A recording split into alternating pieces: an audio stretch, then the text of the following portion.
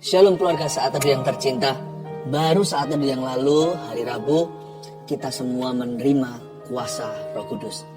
Tidak sedikit di antara kita yang telah menerima karunia untuk berbahasa lidah. Saya percaya semua karunia itu berguna. Tapi mari pada hari ini di Saat Teduh bersama, kita bicara tentang yang terbesar, yaitu kasih. Siapkan hati untuk kita menerima sesuatu yang baru.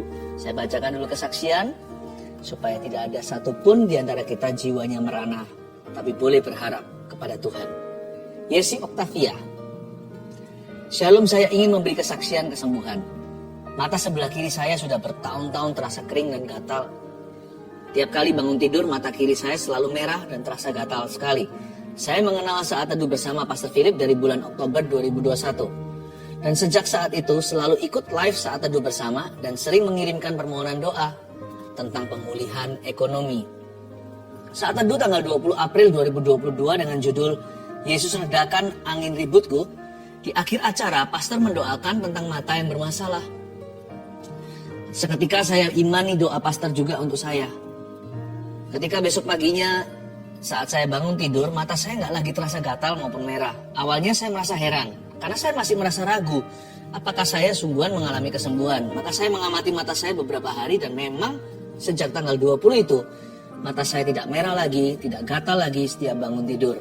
Terima kasih Tuhan Yesus, terima kasih pastor dan tim untuk pelayanannya. God bless you, puji Tuhan. Lasma N. Shalom pastor dan tim, saya dan seisi keluarga dari agama berbeda. Namun melalui Saat Teduh bersama yang sudah kami ikuti kurang lebih 1 tahun ini, tiap Saat Teduh bersama selalu terkena kepada kami. Banyak perubahan di keluarga kami. Kami dan anak-anak jadi memiliki waktu Saat Teduh bersama selama hampir 10 tahun kami menikah. Melalui acara ini, kami belajar bersabar dalam setiap jawaban doa. Dan Tuhan menjawab doa kami sesuai waktunya yang tepat. Kami akan terus belajar dan tidak khawatir tentang segala hutang kami. Kami belajar dari setiap kegagalan. Dan kami percaya dari setiap kegagalan, Tuhan bisa menjadikannya berkat bagi keluarga kami. Doakan kami ya, agar kami tetap memiliki iman, walau hanya sebesar biji sesawi, dan hanya berharap kepada Yesus. Puji Tuhan, ini juga perubahan hidup. Perubahan hidup adalah mujizat yang sangat besar ya. Haleluya untuk setiap keluarga Saat Teduh yang diubahkan. Santi di Semarang. Berawal Juli 2021 saat kasus COVID jenis Delta merebak. Ibu kami terpapar dan mengalami pemburukan kondisi. Ditambah harus transfusi 4 kali karena hemoglobin ibu kami hanya di angka 4. September kami cek ulang karena masih ada keluhan kesehatan pada ibu. Di sana juga ditemukan hemoglobin ibu sudah kembali drop dan harus transfusi ulang. Dan kembali transfusi di bulan Februari 2022. Dokter sampaikan, diduga ada masalah pada pabrik darah ibu yang mengarah ke autoimun. Lalu secara tidak sengaja kami lihat program Saat Teduh bersama. Kami ikuti dan imani tiap doa yang keluar dari pastor. Saat itu, Pastor Philip berdoa jika ada yang sedang terkena autoimun, Tuhan sudah jamah dan sembuhkan. Tapi tetap dianjurkan pergi ke dokter untuk diperiksa dengan baik. Kami mengimani bahwa doa itu adalah untuk ibu kami. Dan benar ketika dicek laboratorium terakhir, ini yang membuat kami takjub. Berangsur-angsur kondisi ibu jauh lebih baik, bahkan hampir di angka normal. Puji Tuhan, Tuhan memberkati kita semua. Haleluya. Tuhan itu mengasihi kita semuanya. Memang betul kita nggak bisa menuntut Sang Maha Kuasa. Tapi kalau kita itu menghampiri Dia dengan kasih ya, perkara mustahil pun terjadi. Karena hati Allah itu sangat lembut. Sifatnya murah hati. Tuhan sabar sama kita semuanya. Mari kita taruh segala sesuatu yang membuat kita tidak bisa konsentrasi. Mari kita merapat langsung ke tahta kasih karunia untuk menerima kasih-Nya Tuhan. Are you ready? Mari kita sama-sama nyanyikan tentang kasih.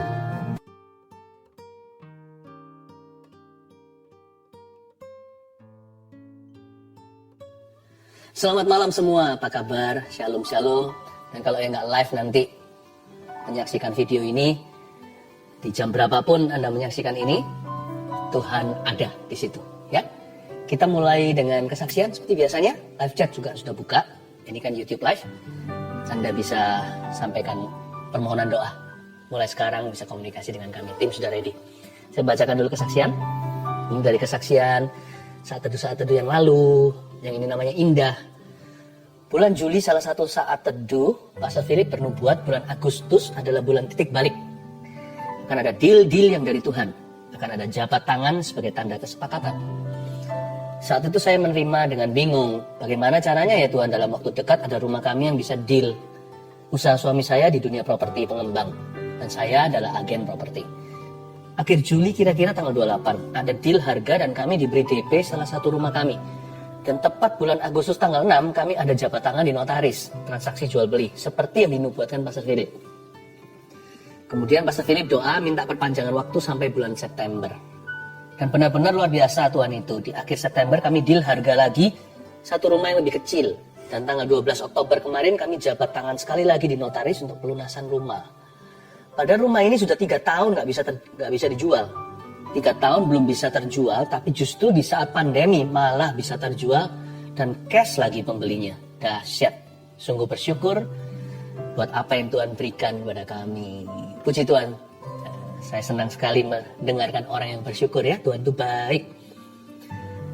Yang ini kesaksian dari tim live chat, tim doanya.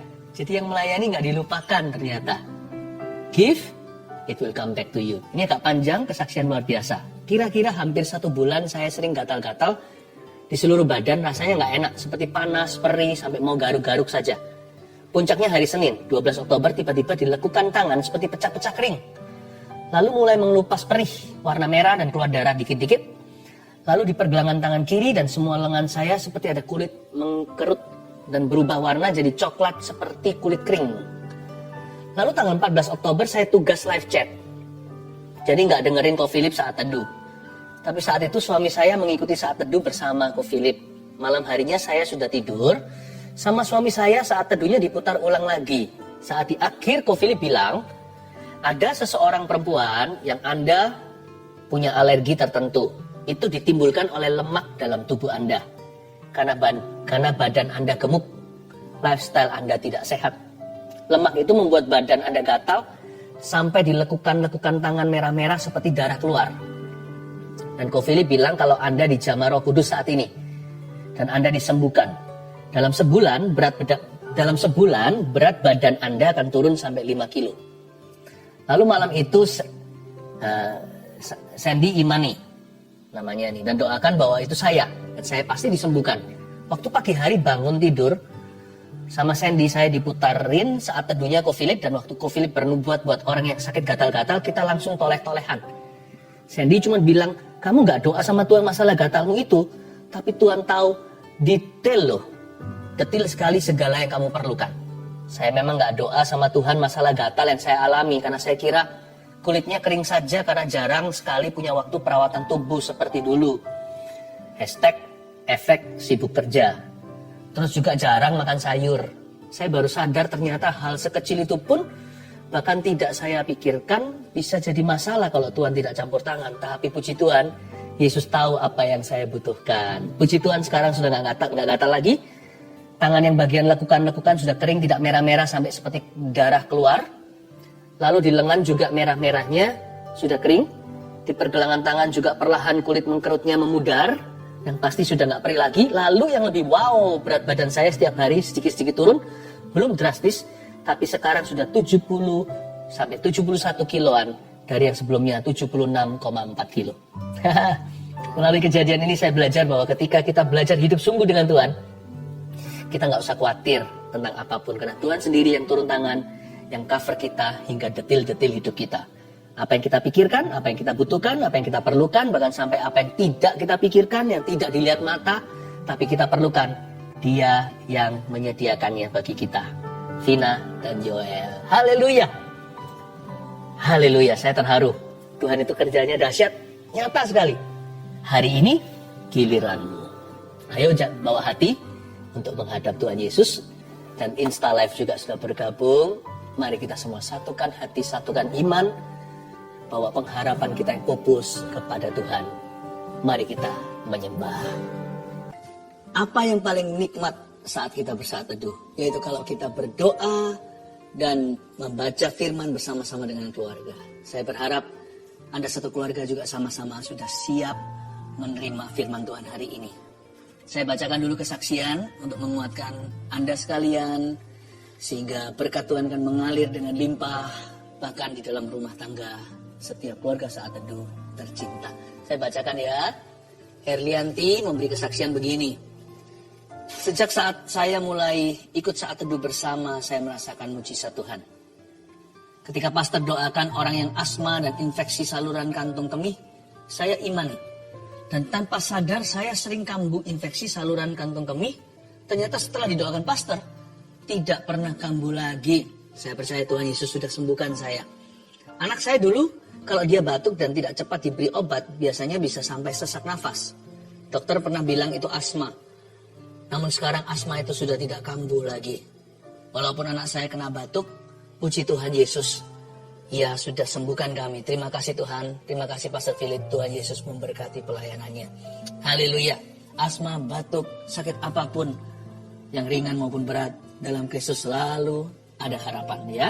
Ibu Linda, saya didiagnosa positif COVID-19 di awal Juni 2021. Awalnya, saya tidak merasa gejala apa-apa. Ketika saya konsultasi dengan dokter penyakit dalam, tidak ditemukan tanda-tanda penyakit COVID-19 itu. Dan saturasi saya pun baik-baik saja. Namun rasa takut dan sakit serupa mah itu selalu muncul saat subuh. Sakit sekali rasanya, sampai-sampai saya kesulitan untuk bernafas. Suami saya yang berbeda kepercayaan mulai mendoakan saya dan meminta saya mempercayai keyakinannya. Namun saya menolaknya dan tetap teguh percaya bahwa Tuhan Yesuslah satu-satunya juru selamat.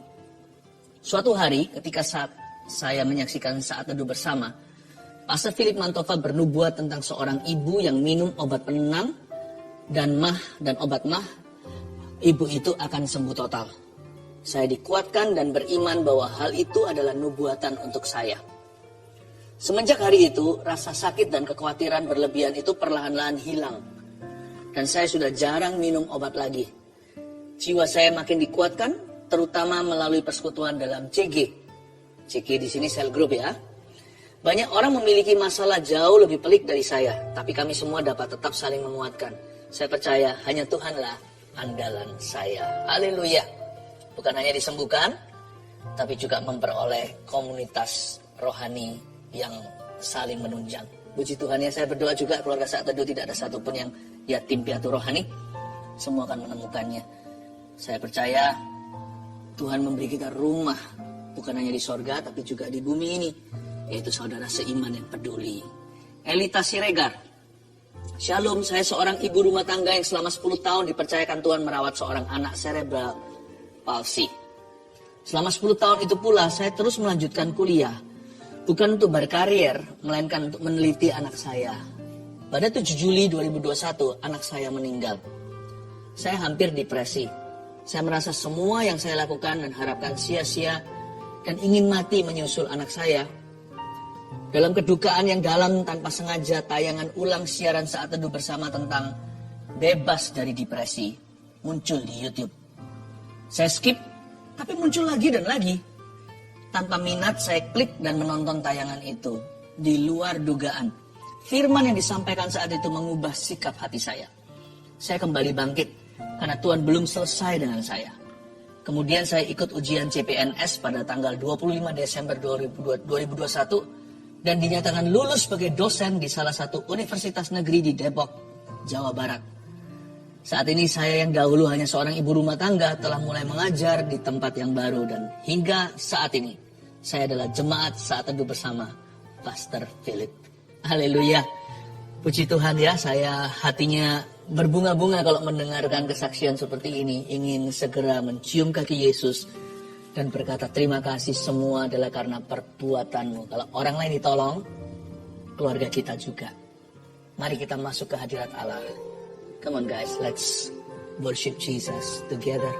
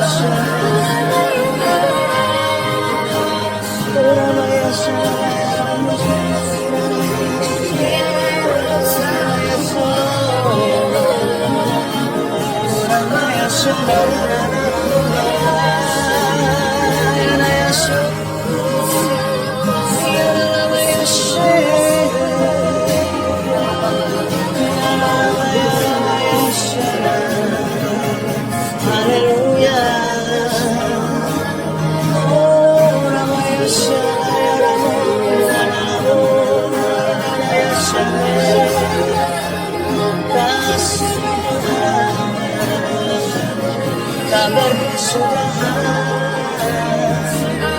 Kasih-Mu Yesus sempurna untukku. Ku dapat hampiri tatamu, apa adanya diriku. Ubahkan aku sesuai seturut kehendak rencanamu. Seperti gambar rupa-Mu Yesus, Tuhan ku cinta. Kasih, kasih, kasih, ku dikasihi-Mu Tuhan. Aku diterima, oh aku dicinta. Haleluya, Yesus. Oh namanya namanya terima kasih Tuhan. Terimalah mazmur hati. Aku berterima kasih. Aku bersyukur padamu.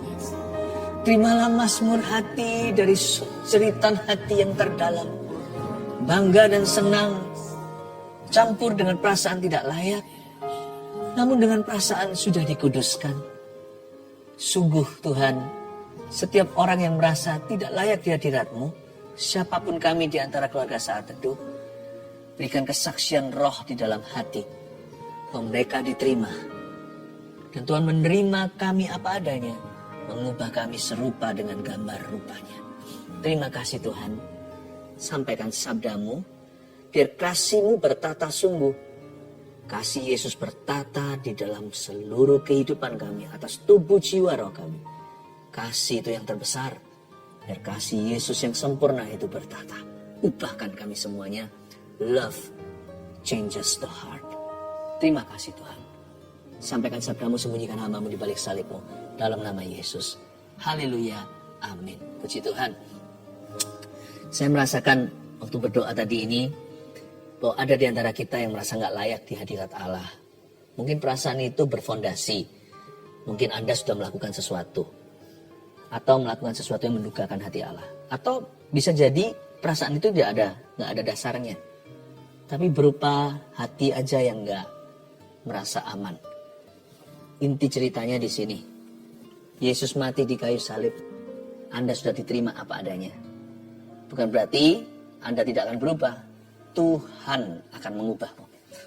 Tapi kasihlah yang mengubahkan kita. Mari saya ajari kita hari ini firman tentang kasih. Kita buka bersama-sama di 1 Korintus pasal 13 ayat 1-4. Beri judul kasih itu sabar. Kasih itu sabar.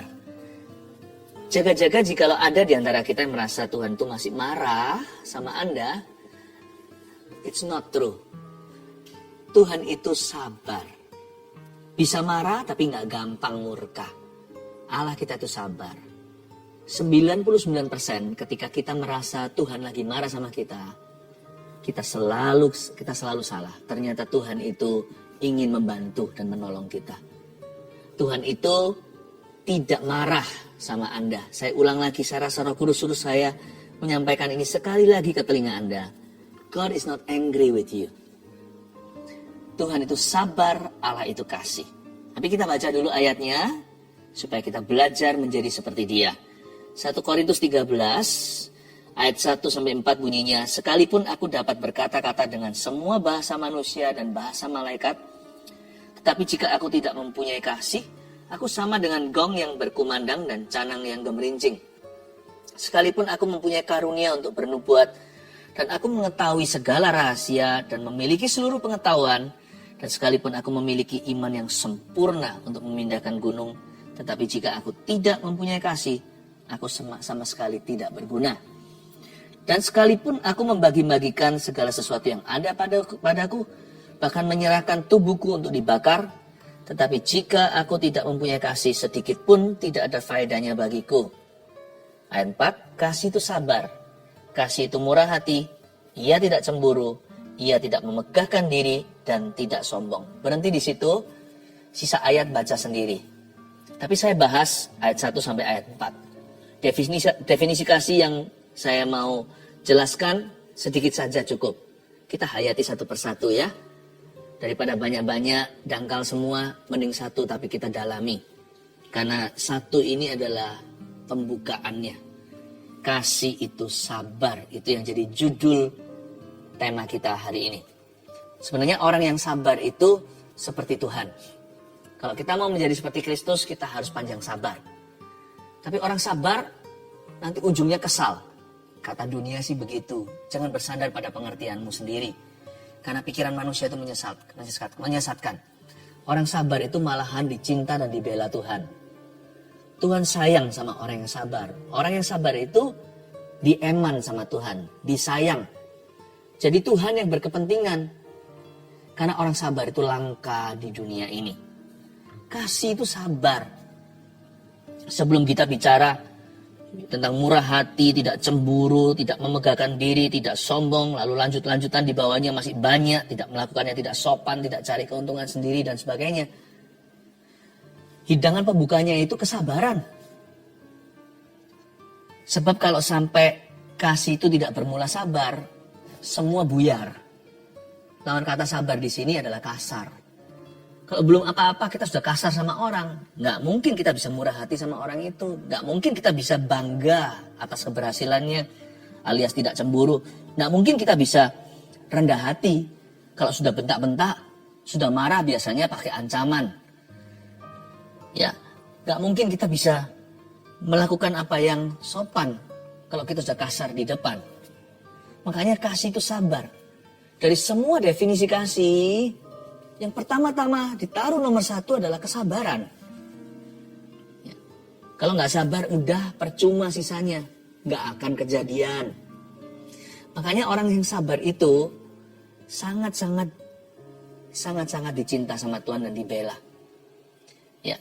Dan sabar ini banyak salah pengertian. Banyak di antara kita tidak sedikit yang mengira bahwa namanya orang sabar itu orang lamban. Sabar itu nggak ada hubungannya dengan speed atau kecepatan. Setahu saya ya, orang yang sabar itu malah tak-tak kerjanya. Malah gesit dalam kehidupan. Apa hubungannya orang sabar dengan orang lamban? Nggak ada hubungannya. Salah tafsir kita akan firman Tuhan. Sabar itu sikap hati. Sabar itu bukan performa kerja. Sabar itu bukan IQ. Sabar itu adalah suatu komitmen di dalam hati kita untuk belajar mengalah demi kepentingan yang lebih besar. Demi kepentingan bersama kita sisihkan, sampingkan kepentingan pribadi dulu. Definisi sabar yang simpel apa ya? Definisi yang manusiawi aja, jangan yang rohani. Sabar itu bukan berarti nggak berbuat sesuatu. Itu orang pasif namanya. Ya, itu namanya orang tumpul. Sabar itu bisa saja ada di dalam diri seorang yang brilian otaknya. Seorang yang cerdas. Sabar gak ada hubungannya sekali lagi dengan IQ. Jadi definisi sabar yang paling duniawi apa? Yang paling gampang dimengerti secara umum maksudnya. Sabar itu berarti menunggu tanpa mengeluh. Pengertian saya ya tentang sabar itu. Bisa nunggu tapi gak usah ngeluh. Dan selama masa penantian atau waktu dia menunggu, dia berbuat sesuatu yang perlu. Orang sabar itu pilih-pilih. Pilih-pilih respon hati bagaimana dia harus bereaksi. Aktivitasnya pun selektif sekali. Selama aku menunggu, misalnya menunggu sebuah janji dikenapi. Nggak tentu janji Tuhan, janji orang lain. Apa yang harus kulakukan terhadap diriku? Bagaimana aku meresponi situasi ini jika sekarang kelihatannya saya nggak bisa kemana-mana, maju kena, mundur kena. Atau ketika kita disalahi, difitnah. Padahal kita ini orang yang gagah perkasa. Kita punya kekuatan untuk membalas. Mungkin kita punya koneksi. Mungkin kita punya power. Mungkin ada juga yang punya uang. Mungkin punya kedudukan, punya pengaruh. Orang sabar itu tidak akan mau turun level kepada orang-orang yang di level orang-orang yang menyerangnya. Mereka pilih-pilih yang mana yang berkenan pada Tuhan, yang mana yang mendukakan hati Roh Allah. Orang sabar itu berpendirian kuat. Orang yang berprinsip lah orang yang sabar. Tidak ikut-ikutan, punya pendirian. Kalau aku ditampar pipi satu, ku berikan pipi yang lainnya. Aku punya respon sendiri. Aku nggak ikut-ikutan, aku nggak mau jadi seorang penyerang. Aku boleh diserang, aku tetap memilih menjadi pemberi. Inti daripada memberi pipi yang satunya itu bukan berarti bodoh sekali kok minta ditampar 2 kali. Bukan, intisari bukan di pipi. Fokusnya terletak pada memberi. Kalau aku ditampar, aku memberi. Orang yang sabar itu orang yang bisa berpikir jernih. Nggak kebawa emosi atau nafsu dulu. Dia bisa tata perasaannya, dia bisa tata pikirannya, bahkan dia bisa tata perasaan dan pikiran itu dalam perkataan. Biasanya orang yang tenang berujung menang. Ya, bodohlah orang yang naik pitam seketika dan melampiaskan kebodohannya. Orang seperti itu biasanya akan berujung menabrak batu dan sakit sendiri. Sabar itu menunggu tanpa mengeluh. Dan selama menunggu atau di masa penantian, pilih-pilih harus berbuat apa di waktu itu. Ya. Saya bacakan ayat 1 lagi. Sekalipun aku dapat berkata-kata dengan semua bahasa manusia, kata Paulus, dan bahasa malaikat, tapi jika aku tidak mempunyai kasih, aku sama dengan gong yang berkumandang dan canang yang gemerincing. Baru kemarin kan hari Rabu, waktu kita saat teduh bersama dengan tema Pentakosta, banyak di antara keluarga saat teduh yang menerima baptisan Roh Kudus pertama kali. Tapi bahasa roh itu, kan saya sudah jelaskan, kalau Anda belum mendengarkan, Anda perlu rerun. Perlu didengarkan, kejar ketinggalan. Saya jelaskan secara teknis kan, jelaskan secara logis, secara ilmiah. Bahasa roh itu karunia. Karunia itu berarti fungsi, itu tool, atau sebuah kendaraan menuju goal akhirnya, yaitu membangun iman. Supaya kita hidup berkemenangan untuk berdoa syafaat. Tetapi sekalipun karunia itu perlu, kasih itu paling besar. Buat apa kita punya karunia, bahkan bisa bicara bahasa malaikat, bahkan bisa bicara semua bahasa manusia, dengan segala pengetahuannya, tapi kalau kita tanpa kasih, di mata Tuhan kita tong kosong, nyaring bunyinya. Tetap kita harus mengambil keputusan untuk meresponi segala sesuatu dengan kasih. Orang yang mengasihi itu tidak lembek. Orang mengasihi itu tidak lemah. Orang lemah lembut itu bukan sebuah kelemahan loh. Kelemah lembutan itu bukan kelemahan. Mana bisa disebut lemah lembut? Kecuali kalau orang itu bisa membalas tapi tidak mau, barulah orang itu lemah lembut. Kalau orang itu nggak bisa balas, namanya orang itu bukan lemah lembut. Orang itu nggak punya pilihan. Orang yang mengasihi itu orang yang kuat, bukan orang yang lemah. Karena itu orang yang berkarunia harus memutuskan setiap hari untuk hidup dalam kasih. Tidak boleh kita itu menggunakan karunia atau menyalahgunakan karunia itu untuk perkara-perkara yang salah, untuk melukai orang lain. Karunia itu seperti misalnya obeng, seperti gergaji, seperti palu dan paku. Itu sebuah tool atau sebuah alat menuju sesuatu. Tetapi yang Tuhan cari dalam kehidupan kita adalah bagaimana kita mempraktekkan kasih dalam kehidupan ini. Puji Tuhan, dengan bahasa roh, bahasa lidah saya bisa berdoa untuk keluarga saat teduh.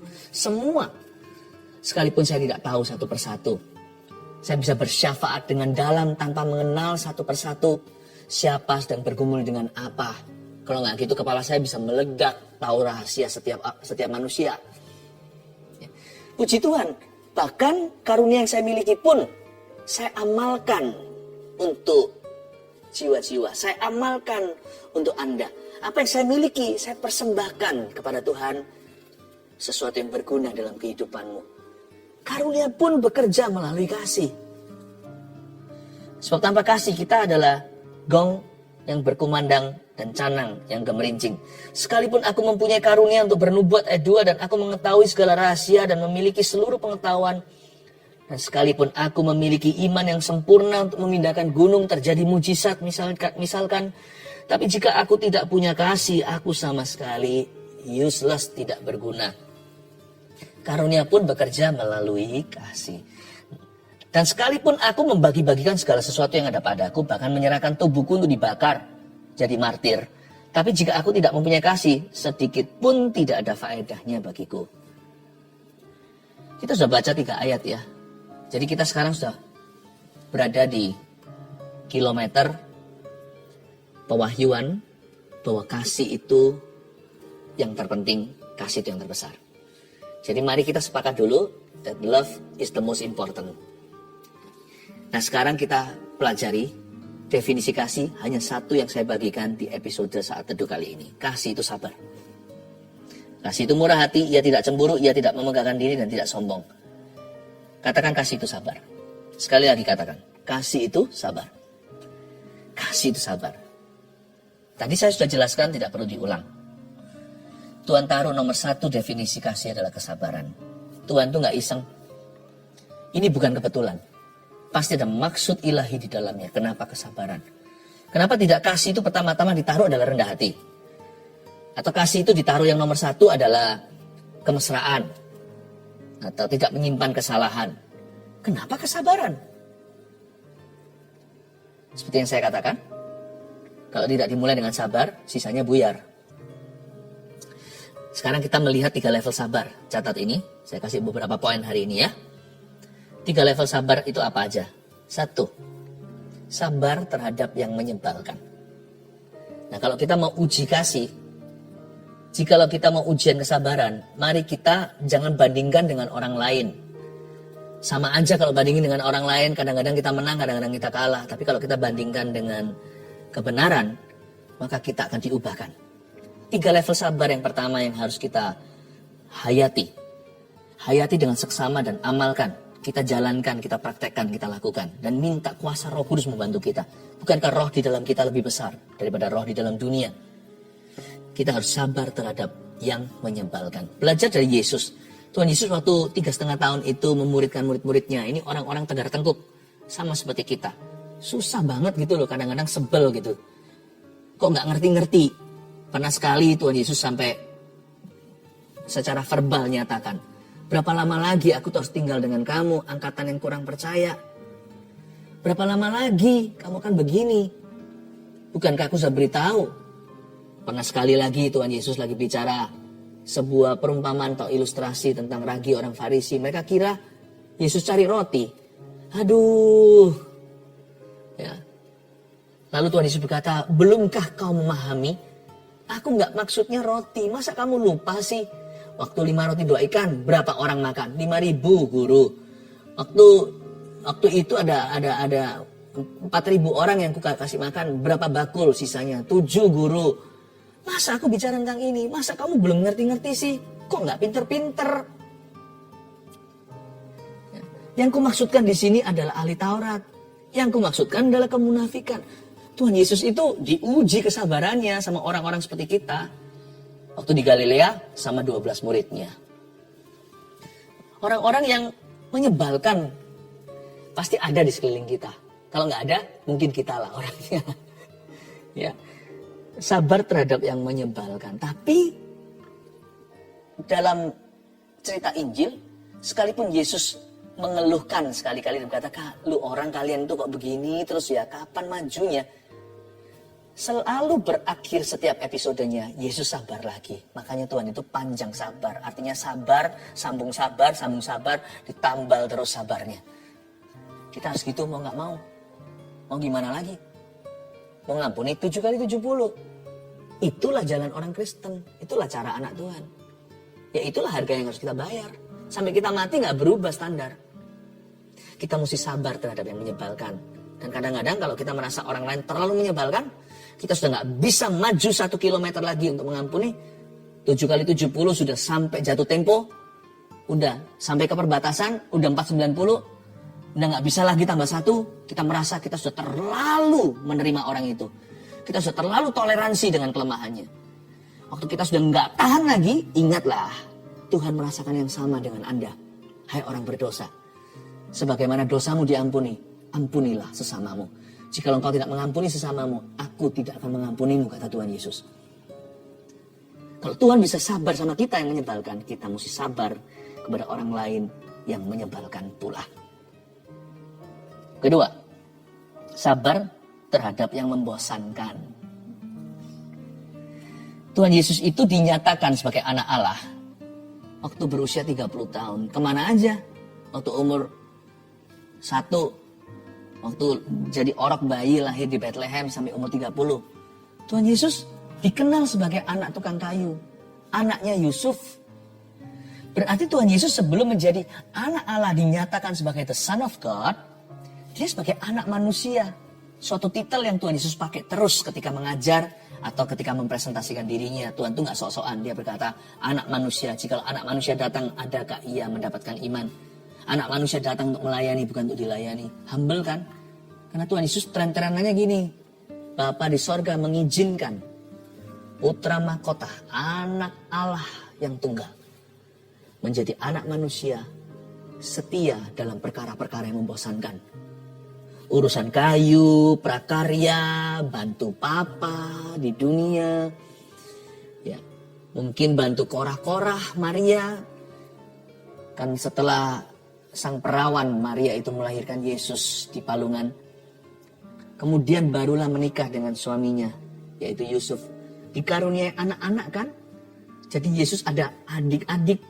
Mungkin Yesus juga ganti diapernya, nggak tahu zaman itu pakai apa, tentunya beda dengan zaman sekarang. Ya, mungkin bantu cuci botolnya, gelasnya, perkara yang membosankan. Sabar itu nggak tentu sama orang. Sabar itu juga dengan perkara sehari-hari. Sabar juga dengan activity, dengan tugas-tugas kita. Kalau kita mau memuliakan Tuhan, jangan hanya dalam perkara besar. Dalam perkara kecil mesti sabar. Makanya kalau di sini ada yang usianya masih studi, sabar itu artinya belajar. Kalau yang kerja, belajar untuk setia dalam perkara sederhana. Jadi orang yang bisa dipercayai, jangan melulu menuntut gaji. Atau menuntut naik gaji maksud saya. Itu sabar. Kalau kita sedang membangun sesuatu bisnis sendiri, jangan ada godaan di hati untuk mau lekas kaya. Belajar menabung pelan-pelan. Itu juga bentuk memuliakan Tuhan. Sabar terhadap yang membosankan. Yang ketiga sabar apalagi? Sabar di dalam penderitaan. Nah yang ini susah. Ini penderitaan batin, jiwa atau penderitaan badani, jasmani, sakit penyakit misalnya. Atau bukan fisik tapi makan hati. Aduh, tersiksa batinnya. Apapun yang membuatmu menderita, Alkitab mengajarkan untuk kita sabar di dalam penderitaan kita. Ada berbagai macam cara untuk menjelaskan ini. Tulisan Paulus juga mengatakan belajar untuk bersabar dalam kesesakan. Sabar di dalam penderitaan ini kita melihat pada waktu Yesus di kayu salib. Dan Tuhan Yesus mengalami itu sejak hari apa sudah ditangkap kan dijual atau dikhianati sama Yudas. Di Taman Getsemani itu Tuhan Yesus arrested atau dibawa, dikepung, lalu dibawa dan mulailah dihakimi, diadili, disiksa. Bagi kita kelihatannya hanya berapa hari saja. Atau ketika penyalipan tersebut ke Golgota, meskipun sudah babak belur dipukuli sama tentara, dikasih pasang mahkota durinya, Yesus dibawa naik terus ke bukit tersebut untuk disalibkan. Itu ya 1 menit terasa seperti selama-lamanya. Ketika seseorang menderita seperti itu, rasa tidak bisa tahan. Bukan hanya sakit fisiknya. Pada saat itu Bapa pun memalingkan wajahnya terhadap putra anak tunggalnya. Anak Allah yang tunggal Yesus Kristus menjadi dosa karena kita. Makanya berseru, Eloi, Eloi, lama sabachthani. Allahku, Allahku, mengapa engkau meninggalkan aku? Terasa lama sekali ditinggalkan. Dan semua penderitaan itu. Kalau jadi Yesus gimana? Kita pasti mau cari shortcut. Makanya kita bukan Mesiasnya. Tuhan Yesus mengalami semua itu, setiap detil-detil nubuatan digenapi itu untuk kita.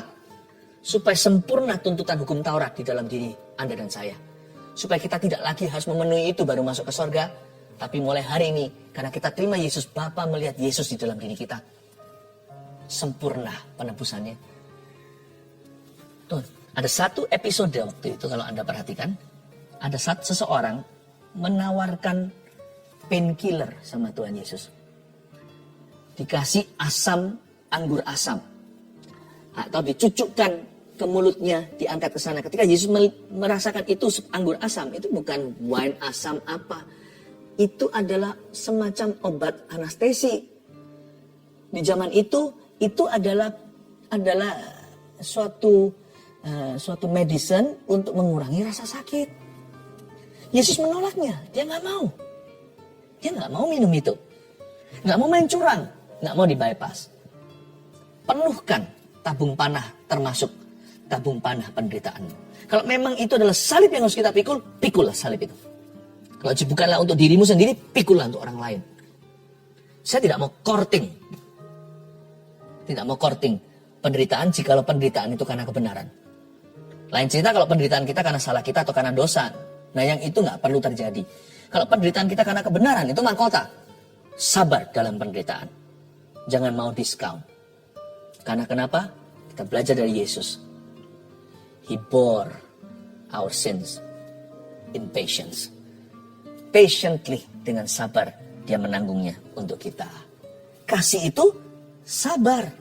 Kasih itu sabar. Sabar itu ada 3 level tadi. Anda sudah baca, tadi saya sudah jelaskan. Sekarang saya tambahkan beberapa poin tambahan, oke? Kepada siapa sekarang kita harus sabar? Kan kita sudah tahu 3 levelnya. 3 levelnya tadi harus sabar terhadap yang menyebalkan. Lalu sabar terhadap yang membosankan.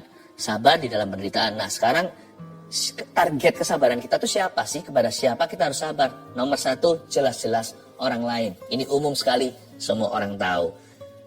Nggak usah dibuka ayatnya, ya karena kita nggak punya waktu. Tapi di kitab Kolose juga dikatakan, hendaklah kamu sabar seorang dengan yang lainnya. Rasul Paulus menulis surat kepada gereja atau jemaatnya. Hari ini kita juga sebagai jemaat Kristus, gereja perjanjian baru, kita diajari untuk sabar seorang dengan yang lainnya. Jangankan sabar sama stranger, orang luar. Kesabaran itu pertama-tama diuji dengan orang dekat dulu. Saudara seiman, kalau kita semua saudara seiman, kita nggak sabar. Di luar pasti kita orang yang nggak sabaran. Ya. Banyak orang berkata begini, wah orang itu bisa pasang topeng di dalam rumah Tuhan. Bisa sabar di sini, nggak sabar di sana. Tapi juga nggak gampang gitu. Kalau sekali-kali hanya datang dan pergi, dia bisa pasang topeng. Tapi kalau dia sudah hidup bersama, minggu lepas minggu, pelayanan bareng, meskipun tidak tinggal serumah, pasti besi menajamkan besi, manusia menajamkan manusia. Sebenarnya ujian kesabaran itu pertama-tama di dalam gerejanya. Nggak apa-apa, orang belajar sabar di gereja dulu, kurang sabar di luar. Nanti kalau dia bisa sabar di sini, dia bisa sabar di situ. Ini level 1. Kepada siapa kita harus sabar? Paulus berkata, sabarlah kamu seorang dengan yang lainnya kepada jemaat di Kolose. Tulis saja, orang lain kita harus sabar. Minta roh yang sabar ya, belajar lebih sabar. Bisa nggak letakkan tangan di dada seperti ini? Bilang, Tuhan, beri aku roh yang sabar. Katakan, beri aku roh yang sabar. Saya juga mau. Yang kedua, kepada siapa kita harus sabar? Diri sendiri. Believe it or not. Ada orang yang mahir ampuni orang lain, tapi kalau dia sendiri yang buat salah, selama-lamanya dia akan mengingat kesalahannya. Kalau Anda hutang sama orang, ya jangan lupakan hutang Anda ya harus dibayar. Jangan, aku sudah ampuni diriku sendiri. Ini bukan bicara soal fisik ya. Ini bicara soal memori. Bicara soal perasaan tidak layak, tertuduh yang terlalu lama. Tertuduh itu nggak berguna soalnya, nggak membuat kita bertobat. Kalau kita bertobat ya sudah, nasi udah jadi bubur dimakan. Apapun konsekuensinya dijalani. Tapi ampuni dirimu sendiri supaya bisa move on dan fokus pada perbuatan kebenaran. Daripada kita memukul-mukul diri sendiri dan menyiksa diri sendiri, lebih baik kan kita bertobat saja dan tinggalkan dosa kita.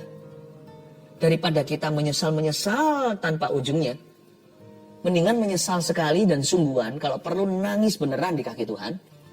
Setelah itu keesokan hari, belajar dari kesalahanmu dan berubah. Tinggalkan dosa lamamu, dan mulai hari ini belajar berbuat benar. Itu lebih berguna daripada 1 tahun merasa bersalah terus, tapi yang gak berubah. Penting sekali untuk bisa menerima diri sendiri. Kita harus sabar sama diri sendiri. Sekali lagi saya mengutip kata-kata Paulus di Filipi. Bukannya aku ini sudah sempurna, tapi aku mengejar itu. Kulupakan yang lalu dan mengarah pada tujuan, berlari-lari kepada panggilan surgawiku, yaitu mahkota kebenaran. Bukan aku seolah-olah sudah sempurna, tapi aku berlari pada tujuan. aku lupakan apa yang di belakang, tapi berlari ke depan. Yang dimaksudkan oleh Paulus di sini adalah bahkan Paulus pun belajar untuk bisa menerima kegagalannya. Aku tidak sempurna, tapi aku lupakan yang lalu. Aku menuju apa yang di hadapanku. Ya. Berbuat seolah-olah mengejar kesempurnaan. Aku pun belum sempurna. Dari kata-kata Paulus ini bagus. Paulus menulis di surat itu a healthy self-image atau gambar diri yang sehat. Dia berkata, aku harus sabar sama diriku juga. Karena diriku ini ada yang cinta. Diriku ini ada yang mati untuknya. Namanya Yesus. Kita tidak berhak melukai diri sendiri atau mengutuki diri sendiri. Kenapa? You don't own you. Anda tidak memiliki dirimu sendiri. Saya tidak memiliki diri saya sendiri. Kita ini sudah ada yang punya. Udah ditebus dengan darah. Kita ini karya penebusan. Berarti dulu milikku. Ya, tapi sekarang sudah ditebus oleh darah Yesus, sekarang miliknya. Ya, hidupku bukannya aku lagi, tapi Dia di dalamku.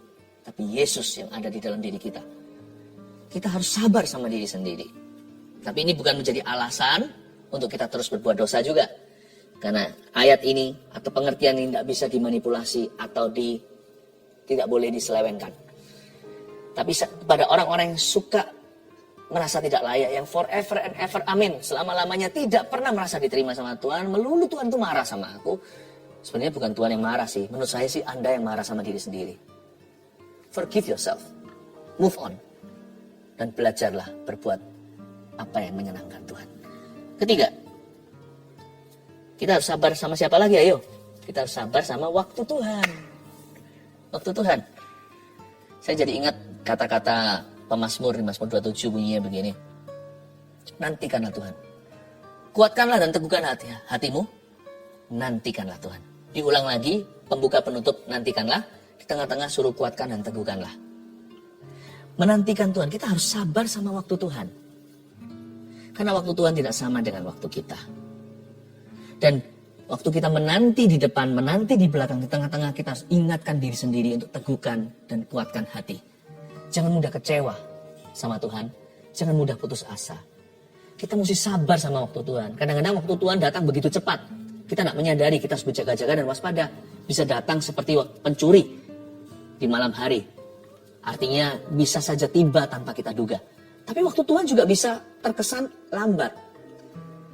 Karena kita merasa ready, nggak tentu Tuhan lebih kenal dirimu. Mungkin kalau diberikan sekarang jawaban doa itu malah menyesatkan Anda. Malah nanti perkara buruk yang terjadi. Meskipun jawaban doa itu selalu perkara yang bagus. Tapi kalau Anda tidak siap, justru akan jatuh.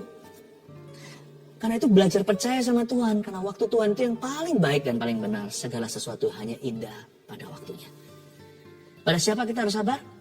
Coba kita review. 1, orang lain. 2, diri sendiri. 3, waktu Tuhan. Semoga kita semuanya menjadi orang yang semakin sabar di dalam hidup ini.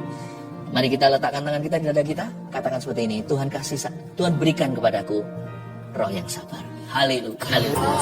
Saya melihat sesuatu. Letakkan tangan di dada. Please semua letakkan tangan di sini. Saya melihat Tuhan berdiri di depan seseorang. Lalu tangannya masuk ke dalam hati orang itu, menembus dadanya. Dan Tuhan menjamah hatinya. Dan Roh Kudus hendak berkata, Yesus tidak marah sama kamu, anakku. Tuhan tidak marah sama engkau. Ada yang bertanya, sesabar apa tapi Tuhan? Cepat lambat hari-hari ini pasti Tuhan marah sama aku. Ada beberapa orang yang bersikukuh, percaya that God is angry with you. Izinkan saya memberikan penjelasan seperti ini. Anggaplah ada seorang ayah yang paling sabar di dunia ini. Bahkan mungkin saya aja bukan papa yang kayak gitu. Yang gak pernah marah sama anaknya. Sekali-kali aja kalau anak keterlaluan. Papa itu dibanding sama Tuhan Yesus 490 kali. 490 kali Papa itu marah, baru Yesus marah sekali. Papa yang paling sabar di dunia itu ilustrasi.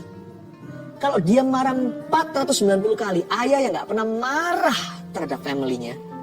Kalau dia bisa marah 490 kali, baru Tuhan marah sekali. Sesabar itu Karena Tuhan begitu sabar sama engkau, sama Anda, cepatlah berubah. Karena panjang sabarnya itu kesempatan kita bertobat. Bukan kesempatan kita untuk berdosa. Karena sabarnya Tuhan itu begitu tak terhingga, cepatlah berubah. Karena ketika Allah mengalah, tidak ada grogi di dalam hatimu untuk mencoba. Bangkit.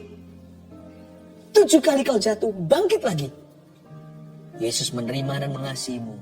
Dan saya melihat Yesus persis berada di depan. Dan memasukkan tangannya di tubuh seseorang. Dan pegang hatinya. Pegang di tangannya seperti ini. God is holding your heart. Haleluya.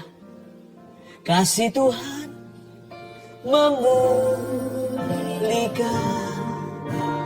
Kasih Tuhan memperbarui. Kasih Tuhan mengampuni. Kasih Tuhan mengubah segalanya. Kasih Tuhan, kasih Tuhan memulihkan. Kasih Tuhan memperbarui. Kasih Tuhan mengampuni. Kasih Tuhan mengubah segalanya. Kasih Tuhan, kasih Tuhan memulihkan. Kasih Tuhan memperbarui.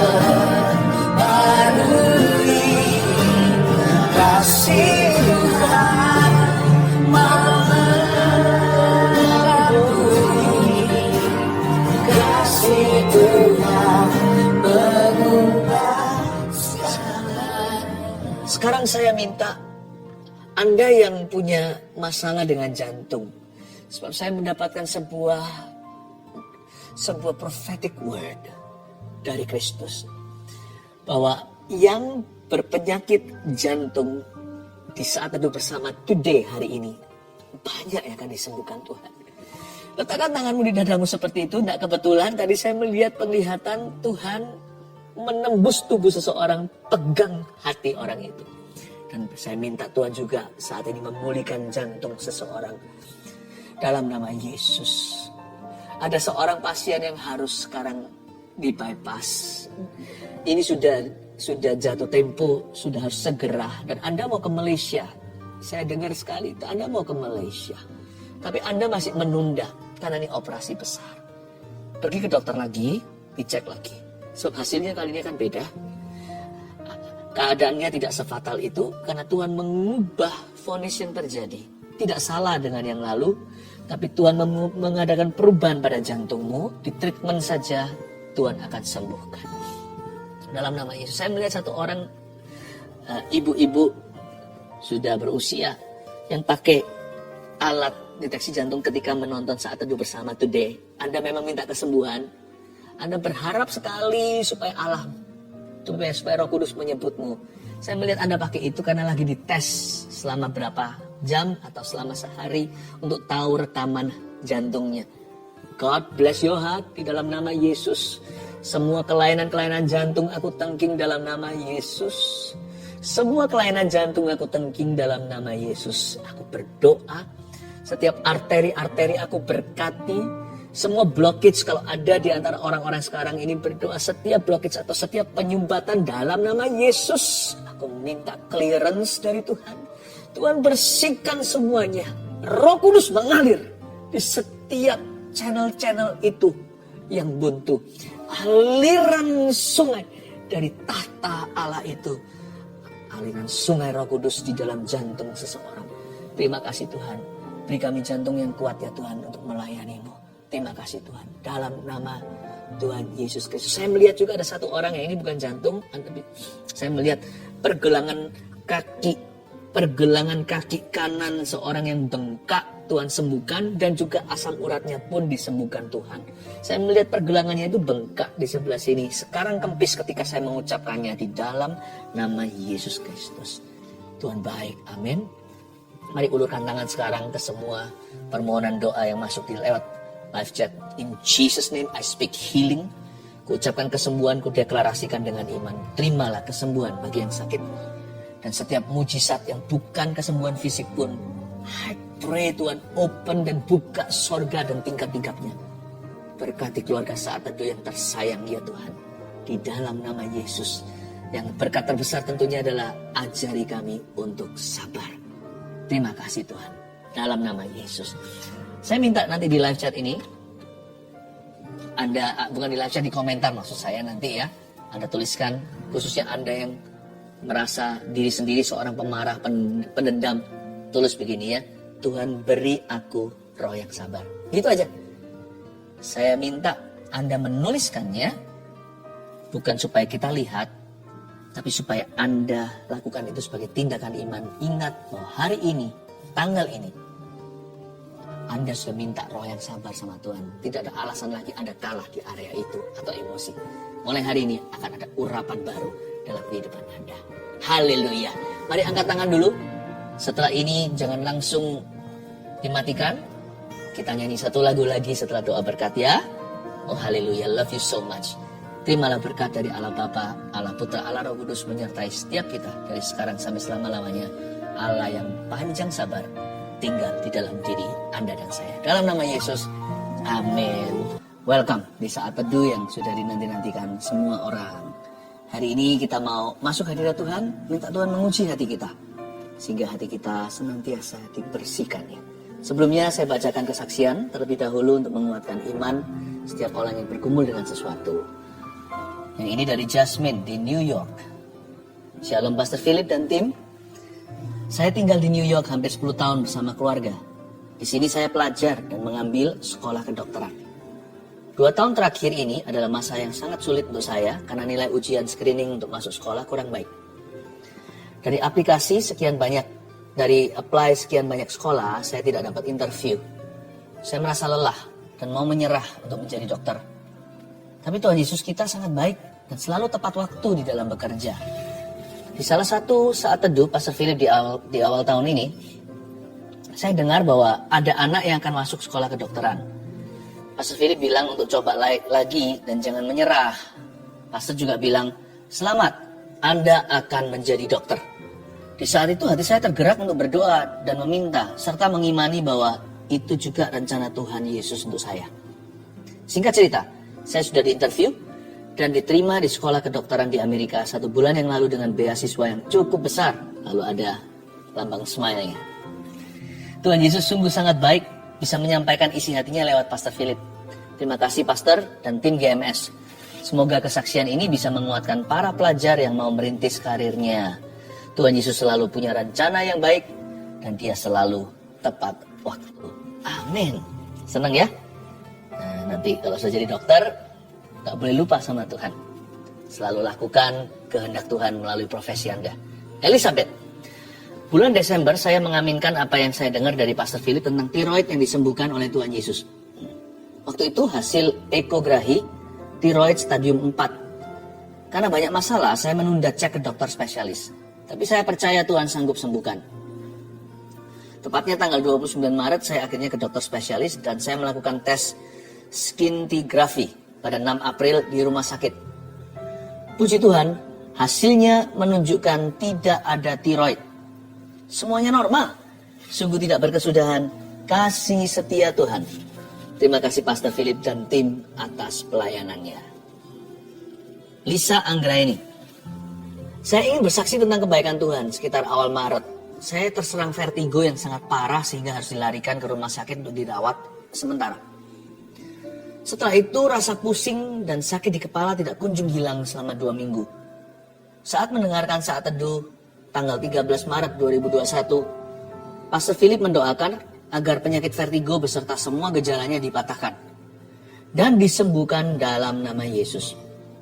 Saya imani itu untuk saya. Seketika itu juga rasa pusing dan tidak enak di kepala saya hilang seketika. Saya bersyukur tidak pernah kambuh lagi hingga hari ini. Tuhan itu baik. Terima kasih atas pelayanan pastor beserta seluruh tim. Puji Tuhan, banyak orang mengalami mujizat. Mari kita doakan hari ini giliran Anda yang menanti-nantikannya. Tapi sebelumnya, mari bawa hati kita, biar Tuhan selidiki, biar Tuhan murnikan, dan biar Tuhan menjamahnya. Haleluya.